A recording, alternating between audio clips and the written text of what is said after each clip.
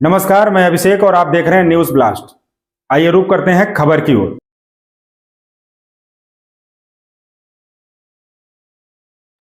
मिल्कीपुर विधानसभा उपचुनाव की घोषणा के बाद सपा सांसद अवधेश प्रसाद, उनके पुत्र और मिल्कीपुर विधानसभा से प्रत्याशी अजीत प्रसाद दिल्ली से अयोध्या पहुंचे। अयोध्या एयरपोर्ट पर सपा कार्यकर्ताओं ने जोरदार स्वागत किया। मिल्कीपुर उपचुनाव को लेकर अवधेश प्रसाद ने कहा कि मिल्कीपुर की जनता ने तय कर लिया है कि उनके पुत्र अजीत प्रसाद को ही विधायक बनाएगी। यही नहीं, 2027 के विधानसभा चुनाव का संदेश भी मिल्कीपुर विधानसभा चुनाव से निकलेगा। वहीं दूसरी तरफ सपा प्रत्याशी अजीत प्रसाद ने कहा कि चुनाव की घोषणा हो चुकी है और निश्चित रूप से समाजवादी पार्टी ही मिल्कीपुर का चुनाव जीतेगी। जल्द ही राष्ट्रीय अध्यक्ष अखिलेश यादव का चुनावी जनसभा भी होगी।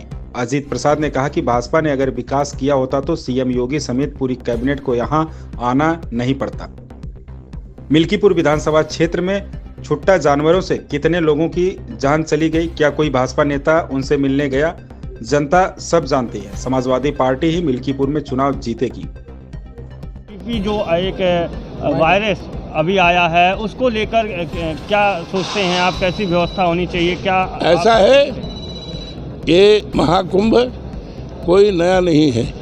ये तो बहुत दिनों से महाकुंभ का आयोजन होता है। हमारी भी सरकार रही, माननीय नेताजी दुनिया में नहीं है, श्रद्धेय मुलायम सिंह यादव जी 3 बार मुख्यमंत्री रहे, उनके नेतृत्व में 3 बार सरकार रही।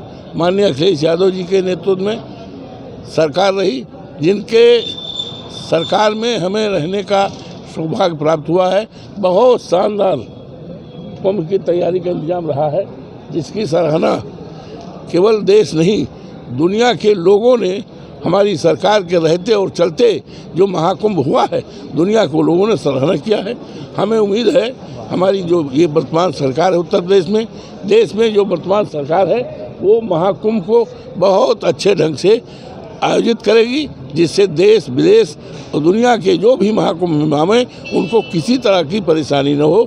श्रद्धापूर्वक वो डुबकी लगावें, संगम स्नान करें और नाम होगा। और जहाँ तक कोई बीमारी की बात करती है, always hope for the best. कैसी तैयारी है समाजवादी पार्टी की, अजीत प्रसाद की, क्या कहेंगे? प्रभु श्री राम की धरती को प्रणाम करता हूँ और मिल्कीपुर के देवतुल्य मतदाताओं को प्रणाम करता हूँ, धरती को प्रणाम करता हूँ, जिन्होंने 12 में हमको 35,000 वोट से जिताया, 22 में जिताया। और अभी जो जून में 4 जून को नतीजा निकला है लोकसभा संसद का, तो उसमें भी मिल्कीपुर फैजाबाद संसदीय क्षेत्र में है, वहाँ से भी शानदार वोटों से जिताया। और पूरे देश और प्रदेश और सारी दुनिया में पार्टी का और मतदाताओं का सम्मान बढ़ा है। हमें अपने देवतुल्य मतदाताओं पर, हमें अपने सभी पार्टी के कार्यकर्ताओं पर, नेताओं पर पूरा यकीन और भरोसा है। और सभी मतदाताओं का देवतुल्य और सभी जनता जनार्दन का हम पर यकीन है, विश्वास है। और मेरे बेटे अजीत प्रसाद को माननीय राष्ट्रीय अध्यक्ष जी ने कार्यकर्ताओं की सर्वसम्मत राय से उम्मीदवार घोषित किया है, और जिसको सभी कार्यकर्ता, नेता, समर्थक एकजुट एक राय होकर के चुनाव जिताने के लिए और एक इतिहास कायम करने के लिए लग गए हैं। और पूरी खुशी है। और चुनाव आयोग का मैं अभिनंदन करता हूं, चुनाव आयोग की घोषणा का अभिनंदन करता हूं, स्वागत करता हूं। और मिल्कीपुर की महान जनता को बधाई देता हूं कि ये चुनाव विकास और सम्मान और एकता, आपसदारी, भाईचारा और शांति सुरक्षा का चुनाव होगा, जब अजीत प्रसाद जीत जाएगा। और यहीं से माननीय अखिलेश यादव का ये 27 में जो चुनाव होना है, ये मिल्कीपुर का चुनाव इस बात का संकेत देगा कि समाजवादी पार्टी की सरकार माननीय अखिलेश यादव जी के नेतृत्व में, समाजवादी पार्टी इंडिया गठबंधन के नेतृत्व में रास्ता साफ हो जाएगा। मिल्कीपुर से ही 27 में जो चुनाव होना है, समाजवादी पार्टी की शानदार सरकार माननीय अखिलेश यादव जी के नेतृत्व में बनेगी, महंगाई दूर करेगी और इस प्रदेश के युवाओं को सरकारी नौकरी देगी और पूरे प्रदेश में आपसदारी भाईचारा और बाबा साहब भीमराव अंबेडकर के संविधान को मजबूत होगा।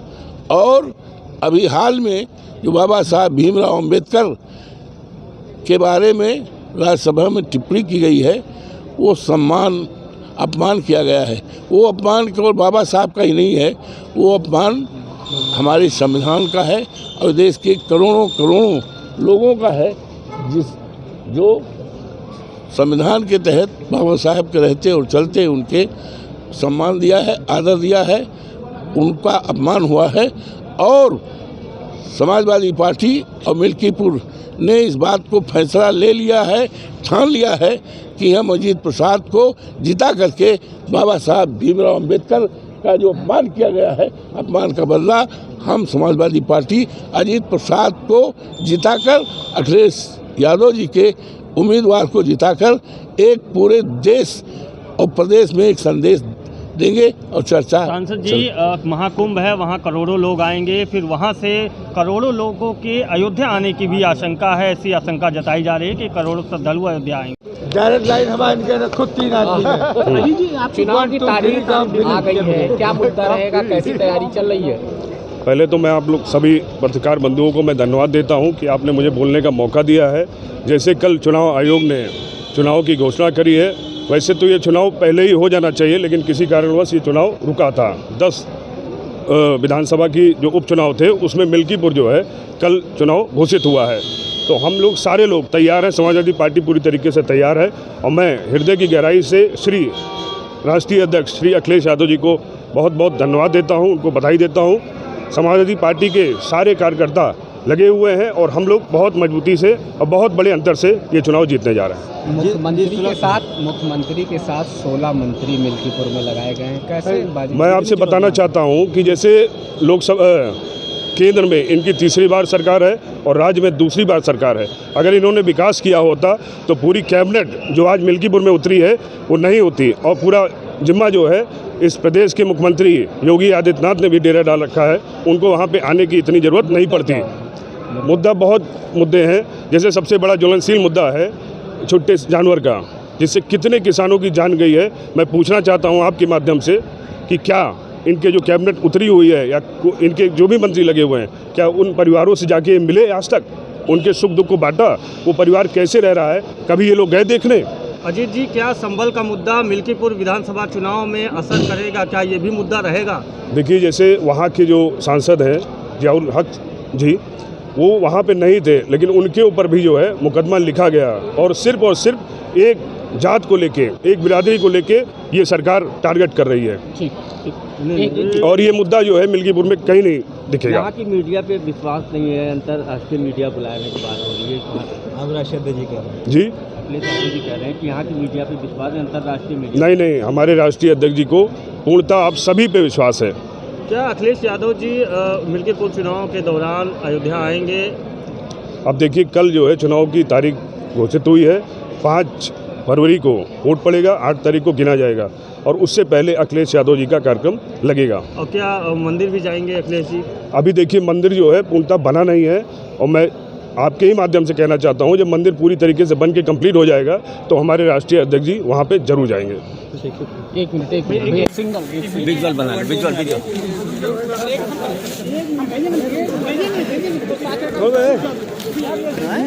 दो सवाल पूछा बस, जल्दी करो नहीं तो गड़बड़ा जाएगा।